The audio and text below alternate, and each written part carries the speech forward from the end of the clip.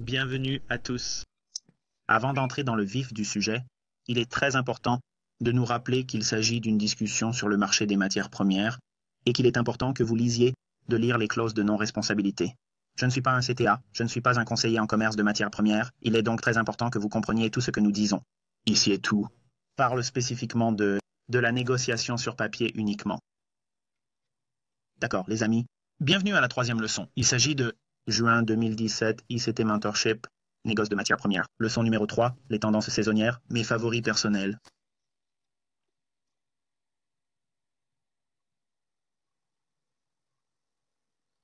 D'accord, nous regardons le premier de notre liste et nous allons d'abord parler des marchés agricoles, puis nous passerons aux marchés financiers. Financiers, mais avant de commencer, je voudrais tout d'abord souligner que les panacées n'existent pas. Les panacées n'existent pas dans le commerce et les tendances saisonnières n'en font certainement pas partie.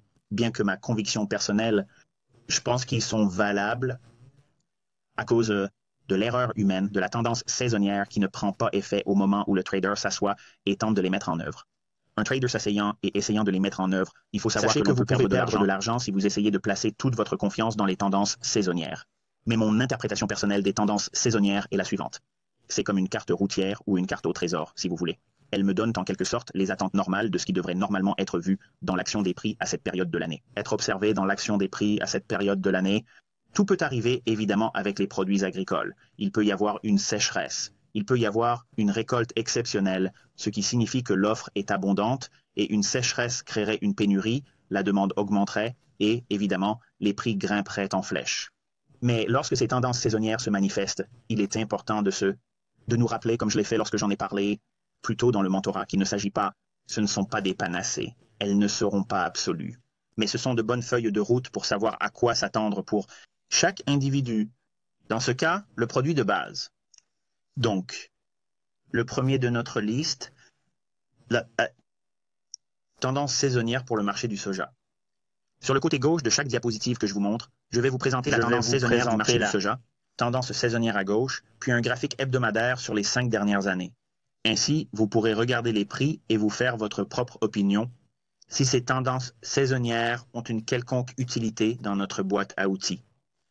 Je crois que, d'après votre étude et votre intérêt, de voir si ces choses se concrétisent ou non dans les anciennes données, je pense que vous arriverez à la conclusion, comme je l'ai fait, qu'il y a quelque chose qui se passe, à mon avis, assure la validité et pas une confiance totale, mais certainement une raison de s'attendre à ce que le marché ne se comporte pas de la même manière que dans la tendance saisonnière. Si le marché ne se comporte pas en ligne avec ce que la tendance saisonnière implique, cela nous éclaire également.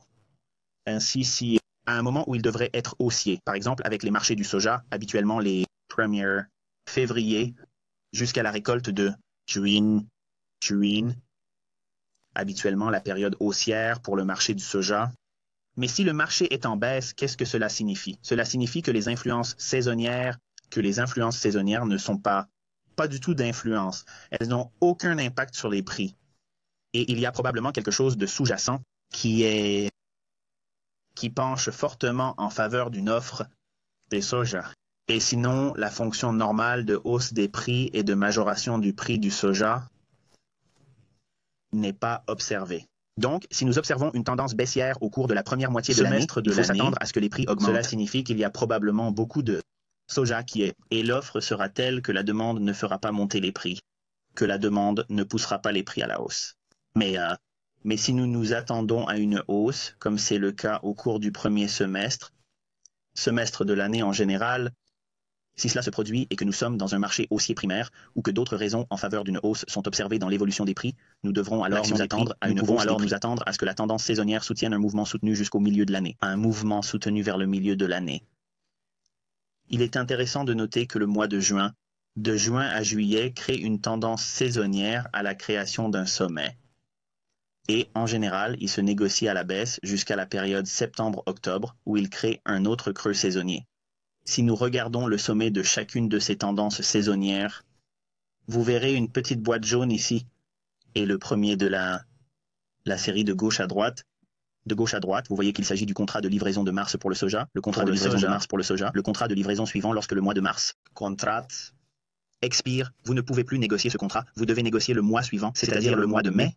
À l'expiration du mois de mai, vous devez négocier le mois de juillet. À l'expiration du mois de juillet, vous devez négocier le mois d'août. À l'expiration du mois d'août, vous devez négocier le mois de septembre. À l'expiration du mois de septembre, vous pouvez négocier le mois de novembre. À l'expiration du mois de novembre, le mois suivant sera janvier. Il est évident qu'il faut toujours essayer de négocier le premier mois ou le mois le plus proche, car c'est là que se trouve généralement l'intérêt ouvert. Il y a une tendance à sauter un mois dans les dernières de l'année, mais le plus simple est d'aller sur barchart.com et d'extraire les contrats sur lesquels vous ferez votre analyse. Il suffit de regarder l'intérêt ouvert et le volume. Quel que soit celui qui est le plus élevé, c'est généralement le contrat que vous allez étudier ou négocier. Les tendances saisonnières sont représentées par deux lignes. Il y a une ligne noire solide qui le relie à la tendance saisonnière, 40 ans de données sur les prix, de façon à ce que nous puissions examiner les tendances saisonnières des 40 dernières années. Steve Moore, qui a créé cette merveilleuse ressource, a également tracé une courbe sur 15 ans, a également tracé une tendance saisonnière sur 15 ans. La raison de cette démarche est la suivante. Lorsque nous avons une vision à court terme d'une tendance ou d'une donnée et qu'on la compare à un échantillon à plus long terme, par exemple 40 ans comparé à 15 ans de la même information, s'il y a une forte tendance saisonnière, cela signifie que nous devrions être en mesure de la voir à la fois dans les données à court terme de 15 ans et dans celles de 40 ans, de 15 ans et de 40 ans. Et vous pouvez voir par contraste les lignes noires continues et la ligne rouge en pointillé évolue pratiquement dans la même direction. Ainsi, lorsque nous examinons les tendances saisonnières, nous recherchons le critère selon lequel les deux s'accordent pour créer un haut ou un bas et des mouvements soutenus. Dans le cas du soja, nous pouvons donc constater que le 1er février, le soja a une tendance saisonnière à se redresser jusqu'au milieu de l'année, en juin ou en juillet. Et en juin-juillet, nous créons un sommet et les transactions baissent jusqu'en septembre-octobre, ce qui crée un autre creux saisonnier. Sur le côté droit de chacune des diapositives que je vais vous fournir dans cet enseignement, je ne fais aucune majoration du tout, car je ne veux pas donner l'impression ou laisser entendre que ces tendances saisonnières sont absolues. Je n'essaie pas de les prouver. Je suggère simplement que vous examiniez les données et que vous déterminiez par vous-même si elles sont valables. Et ne vous contentez pas d'utiliser les données des 5 dernières années comme je vous le montre ici. Remontez aussi loin que possible et voyez si ces choses se matérialisent. Et je pense que vous serez plutôt surpris de voir à quel point elles sont cohérentes. Ainsi, nous savons qu'il existe une tendance saisonnière pour le prix du soja de se redresser de l'année. Nous pouvons donc chercher la délimitation de janvier en bas du graphique hebdomadaire de droite. Et nous devrions voir les prix remonter jusqu'en juillet. Et si vous regardez le mois de janvier de l'année, suivez-le du regard, vous verrez qu'il y a un plus bas et qu'il se négocie jusqu'en juillet de la même année. C'est tout à fait phénoménal, très très cohérent avec la tendance saisonnière. Puis, en juillet, nous nous attendons à ce que les prix baissent à l'automne, en septembre-octobre, et ils créent un creux saisonnier en octobre et se consolident un peu avant de repartir à la hausse en janvier de l'année jusqu'au mois de juin, créant un sommet pour l'année et se négociant jusqu'à ce que, oui, vous l'avez deviné, le creux de septembre-octobre pour l'année .U allemand, c'est le mois de mars du cycle de vie, et pour l'année, nous sommes haussiers pour 6 mois d'approvisionnement. C'est le mois de mars du cycle de vie, et pour l'année, nous sommes haussiers pour 6 mois d'approvisionnement. Encore une fois, prenez votre argent pour que vous puissiez voir quelque chose comme ça. L'influence saisonnière de la hausse des prix du soja se fait à nouveau sentir, avec un sommet au mois de juin de l'année 216, puis une baisse avec un creux au mois d'octobre. Je vous conseille donc d'attendre pour savoir s'il y a ou non une tendance saisonnière. En d'autres termes, si nous sommes un négociant en matière première en devenir et que nous voulons faire du paper trade et voir si ces choses sont valables, nous savons qu'il y a de fortes tendances à négocier le soja.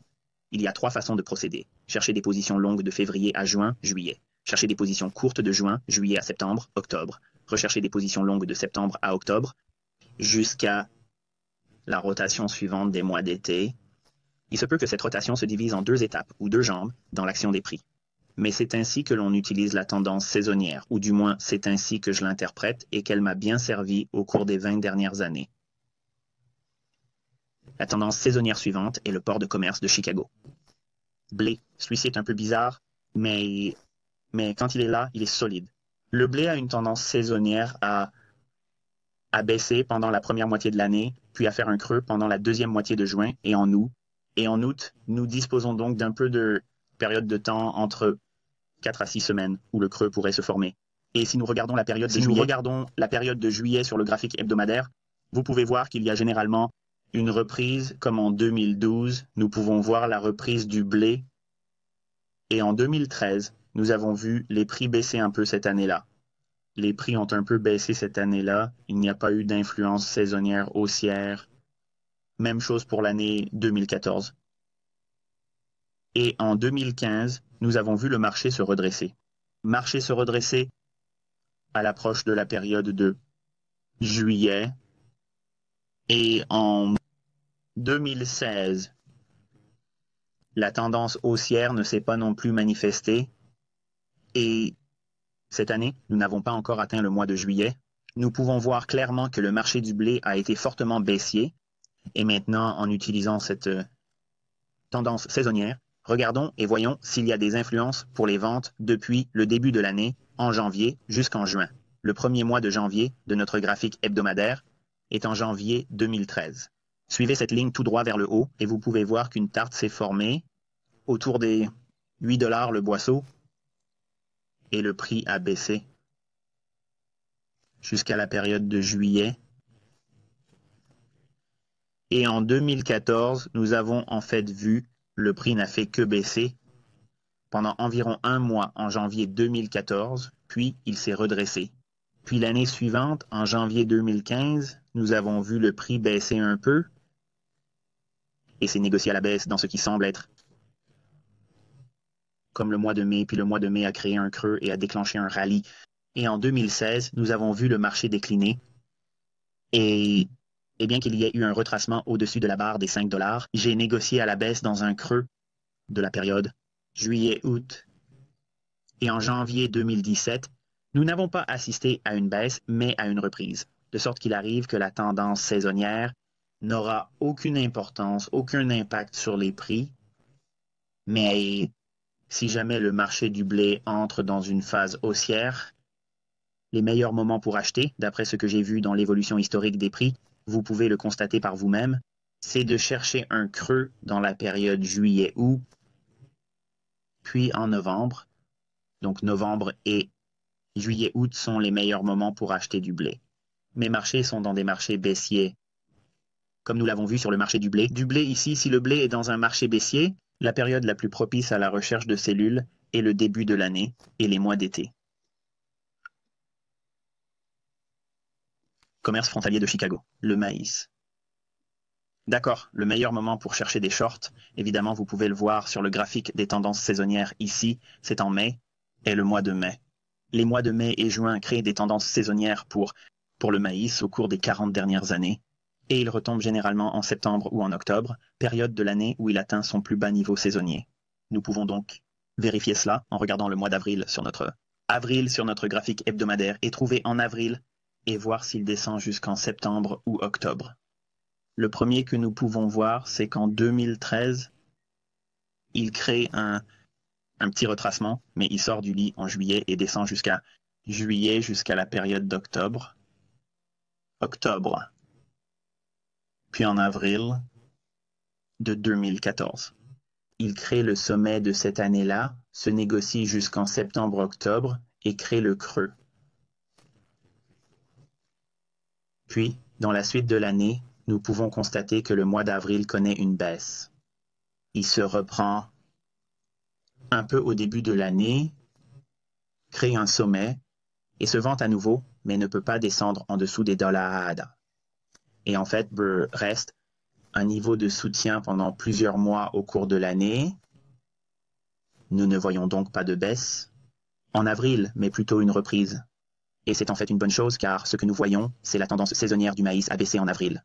À la baisse du maïs au printemps, il trouve un soutien à partir d'un prix historique de Daz, le boisseau, et il remonte. Et il remonte pour défier un ancien sommet atteint en juillet de l'année. Ensuite, le prix crée un creux dans le Période de septembre où nous prévoyons un creux, et cela s'est produit en 2016, et le maïs est resté en dessous de la moyenne, se déplace régulièrement de façon latérale et légèrement plus élevée. Depuis ce point de prix, et nous n'avons pas constaté de baisse. En avril et en mai de cette année, le maïs a en fait augmenté, de sorte que je pense que nous avons un peu un marché dormant, ce qui signifie que nous pourrions assister à une hausse du marché du maïs parce qu'il ne respecte pas sa tendance saisonnière. Si ce n'est pas le cas, qu'est-ce que cela nous apprend? Une force relative sous-jacente. D'accord, le suivant est le bétail d'engraissement. Vous mangez des hamburgers. Si vous vous demandez ce qu'est un bovin d'engraissement, voici d'où il vient. Très bien, donc si nous regardons la tendance saisonnière de cette merchandise, le prix atteint généralement son plus bas niveau saisonnier en avril et en mai. Il peut se produire dès le mois de février si l'on regarde le tiret, ligne rouge. Au cours des 15 dernières années, il y a eu une impulsion pour créer un creux saisonnier dès février, mais généralement, les meilleurs mouvements, comme vous pouvez le voir sur la ligne en pointillé, commencent vraiment à augmenter à la fin du mois d'avril et au début du mois de mai et créent un sommet saisonnier autour d'août et septembre. Et il entre en consolidation. Comment utiliser ces informations? Dans l'idéal, c'est le bon moment pour acheter au printemps et de vendre à l'automne. Nous pouvons donc trouver le mois d'avril et chercher le mois d'octobre. Entre avril et octobre, il devrait y avoir une reprise. Donc si nous regardons le mois d'avril pour 2013, nous pouvons voir que le marché s'est redressé en fait de cette période printanière jusqu'au sommet d'octobre de 2013. De 2013, qui correspond au sommet à court terme, puis il se consolide comme le fait la tendance saisonnière. Ensuite, en 2014, nous voyons le rallye se poursuivre jusqu'au sommet du marché du bétail en échec en octobre 2014. Puis, en avril 2015, nous assistons à une nouvelle remontée des prix, mais elle est suivie d'une chute, de se lever un peu plus tôt. Donc, en août de ce mois ou de cette année-là, nous pouvons voir qu'il avait déjà commencé à décliner, mais nous avons quand même vu une impulsion de prix à la hausse sur le marché des bovins d'engraissement après un effondrement à long terme de la structure du marché. En 2016, nous avons constaté que la tendance saisonnière n'avait aucun impact sur les prix en raison de la tendance générale à la baisse du marché des bovins d'engraissement. Puis, cette année, en 2017, nous pouvons constater que le mois d'avril a créé une belle petite position courte, qu'avril a créé un joli petit creux à court terme à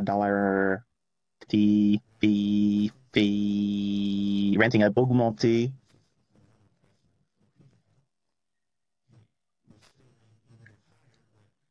à remonter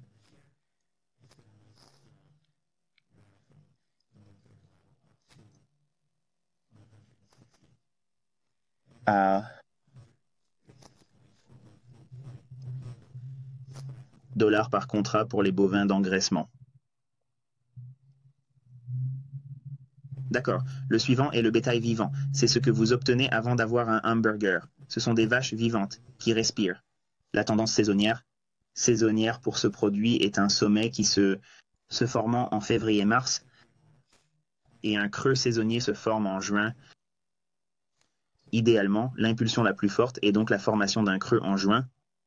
En juin, il y a donc généralement une période de majoration du milieu de l'année à la fin de l'année.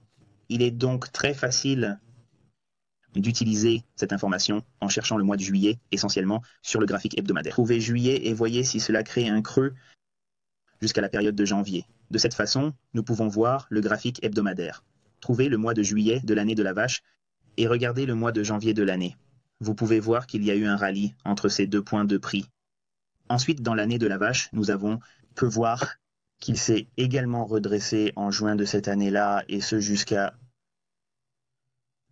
la fin de l'année 2013 et jusqu'à la fin de l'année 2014. Puis à nouveau en 2014, en juin, il crée le plus bas de l'année, puis il se redresse de façon incroyable en créant le plus haut de l'année. Et ce qui semble être novembre, puis l'année suivante. Le marché était baissier et influencé par une tendance saisonnière qui n'a pas eu d'impact du tout pendant la période juin-juillet, mais la liquidation en février-mars, à partir de 2015, on peut voir qu'il y a eu de très beaux shorts et tops sur le marché et qu'il n'y a pas eu de baisse et des sommets sur le marché. Et comme le marché était baissier, la période janvier, février, mars créait chaque année de très belles liquidations lorsque le marché était baissier. Et ensuite, nous avons créé une belle dépression dans la période d'octobre. Période qui ne correspond à rien sur le plan saisonnier, mais nous avons commencé à monter et cette année, nous avons vu le marché. Le marché a connu une légère baisse en février, mars et en avril. Février, mars jusqu'en avril, puis avril, mai et juin. Mai et juin, nous voyons les effets de cette tendance saisonnière avec des prix plus élevés pour le bétail. Donc, encore une fois, une tendance saisonnière très forte. Si vous pouvez l'associer à des données techniques, c'est une tendance très forte. Le suivant est le porc maigre. Si vous aimez les cheeseburgers au bacon, c'est de là que vient votre bacon. Nous avions l'habitude de vendre des poitrines de porc, mais nous ne les vendons plus. Très bien, nous regardons donc la tendance saisonnière pour celui-ci, et à mon avis, et s'il vous plaît, prenez ceci avec un grain de sel, si vous cherchez une tendance saisonnière qui est d'un dandy. C'est ce qui se rapproche le plus de la perfection en termes de... en ce qui concerne ma capacité à trouver et à étudier des choses sur des données historiques. Celui-ci est excellent. Il s'agit d'un achat en mars-avril et dans un haut qui se forme en mai-juin jusqu'à un bas saisonnier en septembre et octobre. Si vous achetez des porcs maigres, vous devriez surtout acheter en février-mars. En gros, nous cherchons avril sur notre graphique hebdomadaire et nous nous déplaçons d'une ligne vers la gauche. Et vous devriez voir un creux saisonnier à cette période. Nous allons regarder le mois d'avril de l'année. Avril de l'année, allez d'une ligne verticale à gauche de la délimitation du mois d'avril et ce sera le mois de mars. Vous pouvez voir qu'il atteint le creux d'avril de l'année et qu'il remonte jusqu'en juillet, créant ainsi une tendance saisonnière à la hausse. Crée la tendance saisonnière à la hausse et sort du lit. L'année suivante, et vous pouvez voir dans l'année de l'année, nous avons une occasion phénoménale de voir la tendance saisonnière de février-mars se redresser. Elle devient verticale. Il atteint des sommets incroyables, très élevés. C'est une affaire de millionnaires. Il s'agit là d'un méga trade. Voilà à quoi cela ressemble. Quand on voit des mouvements comme ça, il est difficile de ne pas se réjouir d'un tel mouvement. Il est difficile de ne pas se réjouir d'un tel mouvement. C'est incroyable. Et le sommet de la tendance saisonnière qui s'est formé en juillet, regardez ce qui s'est passé pendant l'année de l'année. Il a atteint le sommet. Puis dans il remonte dans la période. La période juin-juillet crée le sommet de la tendance saisonnière et tombe du lit. L'année suivante, à nouveau, nous voyons la période de la tenée créer le creux saisonnier. La période de juin-juillet crée le sommet de la tendance saisonnière. Le sommet est atteint. Il se vend. Les hausses se poursuivent jusqu'en septembre-octobre. Et cette année, nous avons vu, encore une fois, la tendance de la saison de mars-avril pour les porcs maigres à se redresser. Les porcs maigres ont tendance à se redresser. Et c'est ce qu'il a fait d'une manière stupéfiante. C'est pourquoi celui-ci est l'un des secrets les mieux gardés. Secrets les mieux gardés. Les traders qui négocient des matières premières ne voient probablement jamais cela, mais je peux vous dire que tous ceux qui négocient des matières premières de manière professionnelle et qui négocient des produits agricoles, ils négocient celui-ci chaque année.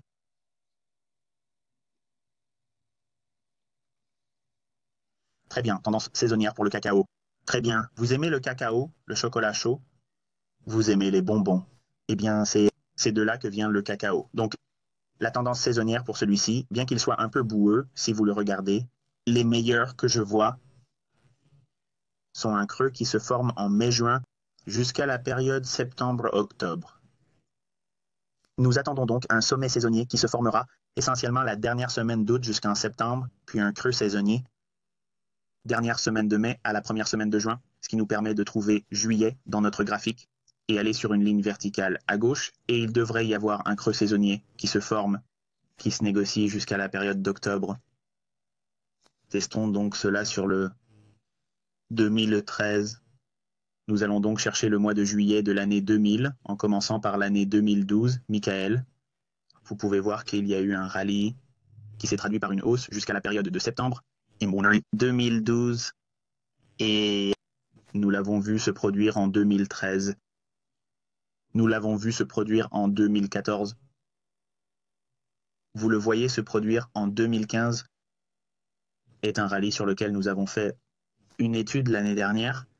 Si vous m'avez suivi dans le cadre d'une session de la session en direct que je faisais sur YouTube, nous avons fait une étude de cas sur le marché du cacao en tant qu'achat. de négociation jusqu'à ce que 32, qui a fini par devenir une étude de cas très intéressante. Nous avons utilisé certaines options et même si cela, à long terme, un mouvement de prix beaucoup plus long et plus élevé, il a atteint ce que nous recherchions. Nous avons vu nos options doubler et tripler dans le cadre d'une opération sur papier. Et en 2017, nous entrons manifestement dans le même type de choses ici. Nous voyons Coco se redresser depuis le niveau de 1800 jusqu'au niveau de 2000 cents. Nous avons donc constaté la même influence avec la tendance saisonnière.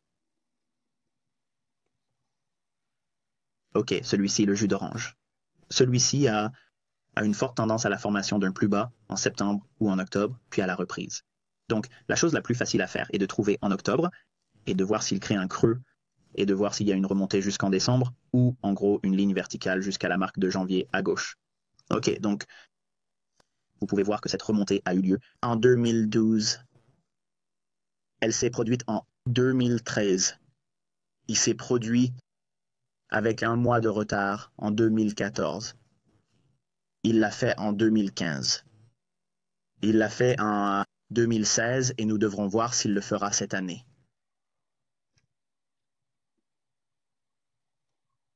D'accord pour le café? J'aimais bien ce marché du café quand j'étais plus actif dans le commerce des matières premières. Je ne négocie plus de matières premières aujourd'hui, mais je suivais toujours le café. Et cette paire, lorsqu'elle bouge, peut bouger beaucoup. Et le meilleur moment pour l'acheter est juin-juillet. Vous pouvez voir que ces 15 dernières années, il y a eu une tendance saisonnière à créer un bas à la mi-juin. Mais saisonnièrement, sur une longue période historique de 4 ans, c'est généralement le mois de juillet. Et si nous regardons tous les mois de juillet, vous pouvez voir qu'il crée un creux en 2012. Il n'en crée pas autant. En 2013, il en crée un magnifiquement en juillet de l'année 2014. Il ne le fait pas tellement en 2015, mais le fait merveilleusement en 2016. Et je suis presque certain que nous verrons l'un d'entre eux cette année. Nous surveillerons donc le marché du café à l'aube du prochain mois de 2017. Pour les baissiers, le scénario idéal est de chercher le sommet d'avril-mai et nous pouvons voir, en regardant une période où une partie du marché était baissière, avril crée une période avril-mai en 2013 avec une belle liquidation. Il crée un plus haut en 2014 et se vend plutôt bien à ce moment-là. Et en 2015, lorsque le marché était baissier, la période avril-mai a créé une belle liquidation qui a pris un peu de temps de façon léthargique, mais qui a baissé par rapport à cette période de l'année. Nous avons connu un petit retracement à la baisse au cours de l'année, mais cette année, nous avons vu le avril. Mais cette année, nous avons vu la période avril-mai créer une tendance baissière pour le marché du café. Et c'est ce que nous constatons ici dans l'action des prix. D'accord, la tendance saisonnière. Ensuite, cela met fin à notre discussion sur les produits agricoles et le coton. C'est un produit qui se vend très bien au mois de mai. Nous pouvons donc nous attendre à ce que le mois d'avril de notre graphique hebdomadaire et voir s'il y a des ventes à partir d'avril. Et vous pouvez voir en 2013 une très belle vente.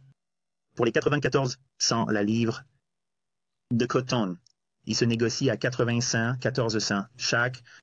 Poignée pleine coûte $500 pour cette marchandise.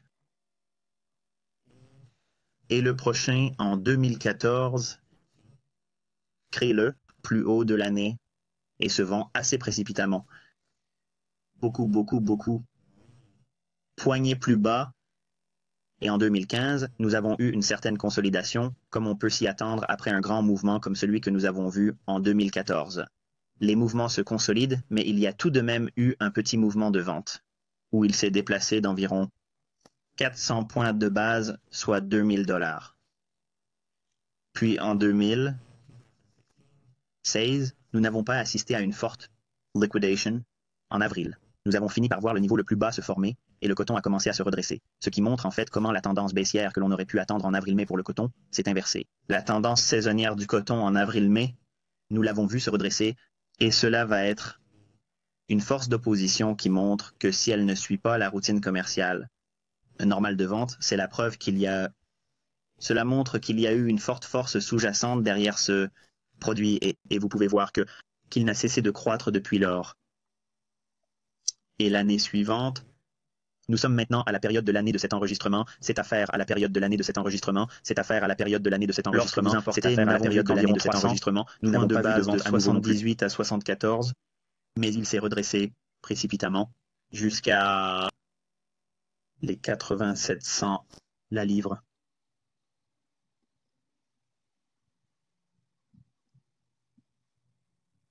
D'accord, dans notre discussion sur les données financières, nous examinons d'abord le pétrole brut, une forte tendance en début d'année, le rallye, et la création de la tendance saisonnière haute en septembre et octobre. Nous pouvons donc constater qu'en janvier 2013, le pétrole brut a effectivement atteint son plus haut niveau en septembre-octobre. Dans ce cas, il s'est un peu replié, il n'y a pas eu de tendance saisonnière, mais nous avons constaté une baisse au cours de la période septembre-octobre de cette année-là, créé le sommet, et puis nous avons en janvier 2014, le marché du pétrole brut s'est effectivement redressé jusqu'au mois de juin de cette année-là, en 2014, créant ainsi un sommet. Il s'est ensuite replié de manière assez agressive et l'année suivante, en 2015, nous constatons une tendance saisonnière à la reprise, ce qu'il fait pendant à peu près les 1500 premières années de l'année. 15 cents, pointe de base. Et ensuite, nous voyons le prix en 2015, nous voyons septembre-octobre, tendance saisonnière a créé un sommet autour de le baril à 15 $ et se négocie vers le bas saisonnier que l'on s'attendrait à voir, janvier de 2016, et les prix remontent jusqu'à ce que la tendance saisonnière se dessine à gauche. Parfaitement réalisé. Et ensuite, nous avons vu le prix consolider au début de l'année 2017, puis baisser lentement. La tendance saisonnière n'a pas soutenu la hausse au cours du premier semestre de cette année. Les prix ont baissé, alors qu'est-ce que cela dit? Il y a beaucoup d'offres sur le marché du pétrole, de sorte que nous allons probablement voir le pétrole se négocier à la baisse parce qu'il n'y a pas eu d'importance à la hausse, alors qu'il devrait l'être en saison.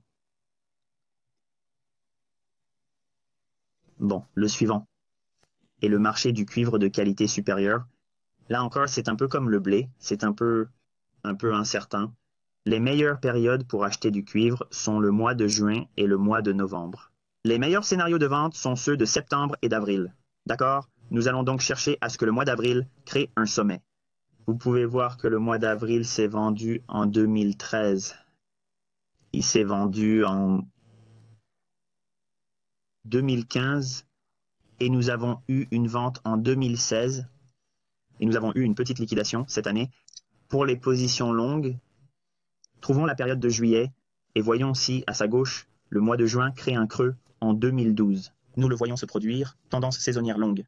Tendance saisonnière longue pour l'année de juin, qui s'est concrétisée. En mai, nous avons eu une tendance un peu longue sur le cuivre.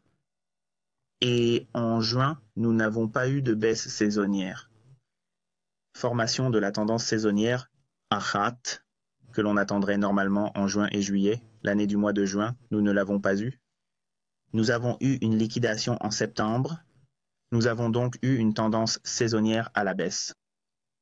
En outre, en avril de l'année de mai, la tendance à la baisse s'est manifestée. En avril de l'année de mai, nous avons un peu de liquidation, mais elle s'est consolidée et nous sommes restés dans une fourchette l'ensemble de l'année, c'est-à-dire la majorité de l'année de mai. La majorité de l'année de mai. Enfin, le cours s'est redressé en octobre-novembre. Il s'est redressé en octobre-novembre de l'année de mai. Puis, en avril de cette année, nous avons constaté que la tendance jusqu'à présent a également légèrement diminué. Ainsi, lorsque le cuivre entre dans une phase de prime, le cuivre devient une prime, ce que nous verrons dans la prochaine leçon, c'est l'un de ces métaux qui peut faire extrêmement bien. Et s'il est haussier et qu'une tendance saisonnière indique que les mois de juin et de novembre sont une bonne période pour être acheteur, il y a une prime, ce marché peut vraiment bouger. D'accord, l'or. Celui-ci est très simple. C'est un marché d'acheteurs. Nous cherchons donc le plus bas de juillet-août, la forme, et c'est tout. Nous ne cherchons rien d'autre. Vous pouvez rechercher une liquidation en janvier-février si vous voulez vraiment avoir du mal à trouver une position courte, mais en général, l'idéal est de chercher des positions longues. Et la raison pour laquelle tous les bijoux qui sont vendus pendant l'année de Noël et du Nouvel An et tout ce qui s'ensuit Il faut évidemment les extraire, les stocker, les transporter. Le produit doit être transformé en bijoux et mis sur le marché suffisamment tôt pour que tout le monde puisse l'acheter, l'emballer et le mettre sous le sapin avant la fin de l'année pour Noël. Avant la fin de l'année pour Noël. C'est donc la tendance saisonnière de l'or. Nous allons donc chercher le mois de juillet pour créer les plus bas.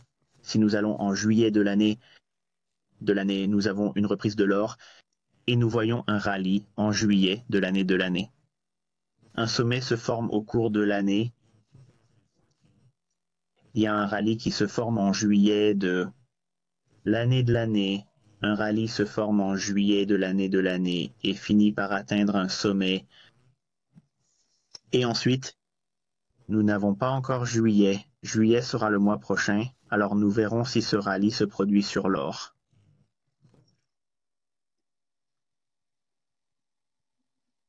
D'accord. Pour finir, dans notre série de tendances saisonnières, le marché de l'argent. Le marché de l'argent, comme pour l'or, nous cherchons pour la période juillet-août pour un point bas, et l'argent peut constituer un argument de vente en février. Mais nous nous concentrons principalement sur l'achat d'argent, parce que si ce marché entre dans un marché haussier parabolique, ce qui a tendance à se produire tous les 10 ou 12 ans, si vous regardez ce que nous avons vu ici sur le long terme, l'argent a l'air d'être prêt à faire une belle course et il pourrait monter jusqu'à 27, peut-être même jusqu'à 28, et vous comprendrez pourquoi j'étais optimiste. Dans le temps que nous avons passé ensemble dans ce mentorat, pourquoi je crois que ce métal pourrait avoir de vraies jambes et aller plus haut. Cela ne veut pas dire qu'il ne peut pas dépasser les 2800 s'il s'emballe, mais c'est là que je pense qu'il va aller dans les 18 prochains mois. 18 mois environ. C'est pourquoi, si nous voyons la tendance saisonnière de l'argent à se produire dans la période juillet-août, nous pouvons anticiper la formation du creux de juillet. Nous trouverons tous les mois de juillet et nous verrons si une dépression se forme. Dans l'année de l'année, le bas en juillet. Dans l'année de l'année, un bas en juillet. Et il y a un haut qui se forme dans l'année de l'année. Et il y a une petite consolidation. Dans l'année de l'année, nous avons eu une remontée des prix et la création d'un sommet en juillet. Et nous nous préparons à avoir juillet cette année pour l'année de l'année. Donc nous verrons si nous avons cette impulsion haussière d'une impulsion pour faire monter l'argent. Nous verrons donc si cette impulsion haussière fera grimper l'argent. La discussion sur des tendances saisonnières, car j'ai déjà mentionné les produits de base pour les matières premières dans notre discussion plutôt dans ce mentorat, lorsque j'ai discuté de toutes les tendances saisonnières pour les devises et de leur lien avec le Forex.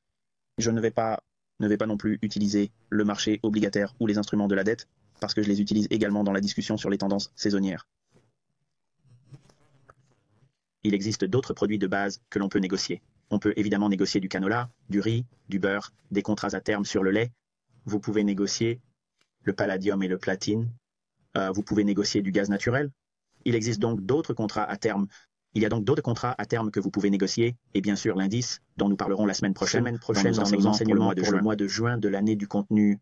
Mais pour les matières premières, voici celles que j'aime mettre en avant. Ce sont celles que j'avais historiquement dans mon panier, que j'aime regarder.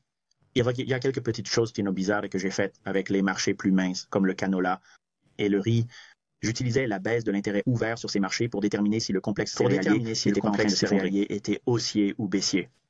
Au début, j'estimais que c'était valable et je l'utilisais dans mon matériel d'enseignement à l'époque. Au fil des ans, j'ai appris que ce n'était pas tout à fait vrai. Cela signifie simplement qu'à l'époque, toutes les céréales augmentaient parce que tous les produits de base augmentaient.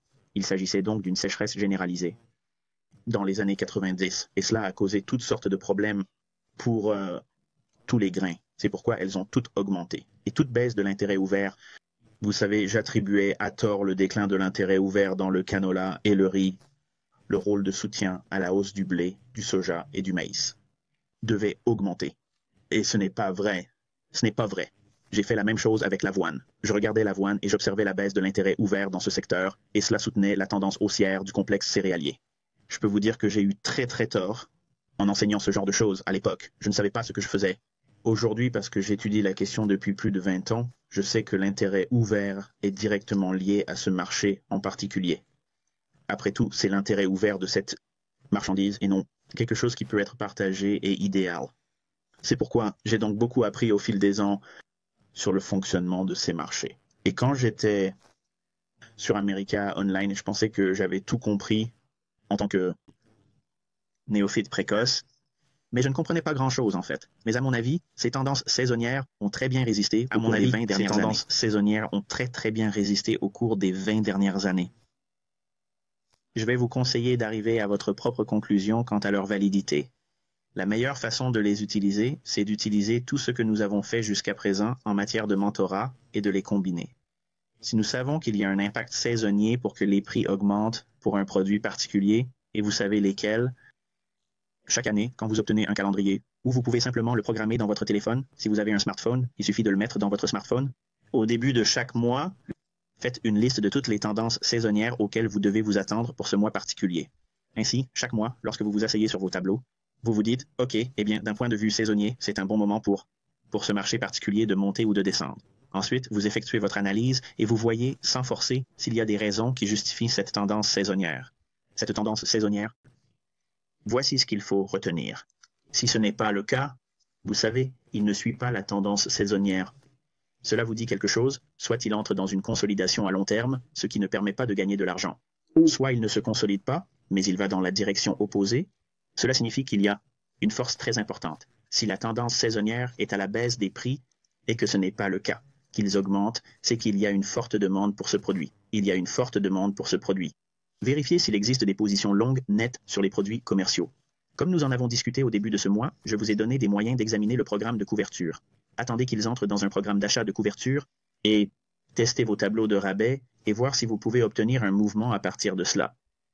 J'espère que vous avez appris quelque chose de cet enseignement. Je ne peux pas vous dire à quel point ces graphiques ont enrichi ma compréhension du marché au cours des 2 dernières décennies.